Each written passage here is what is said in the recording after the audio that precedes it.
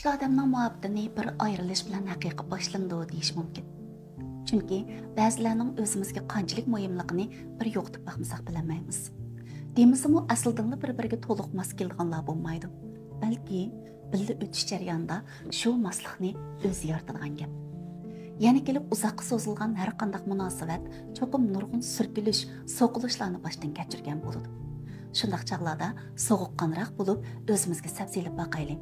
Ko'nglimiz sal suslab qolgandakmi? Bir-birimizning yaxshiligini unutib qolgandakmizmi? Shu bir ayrilishni o'zimizga sinoq bilib, shu o'tgandan bir o'tib olsak, keyingi munosabatimiz texim kuchaydi, cho'nqirlaydi. Balkim biz shu bir ayrilish bilan shuncha qiynalamiz, beoram bo'lamiz. Lekin yana az-azdan bo'lsa-mu o'zimizni to'xtatib, yarimizga o'zimiz davo qilib baqsak, shuning o'zimi keyingi munosabatni tangshashga yordamlik bo'lib qoladi. Shuningga ishonayli azizim, haqiqiy yaxshi ko'rishganlar hamon qayta tepishidi.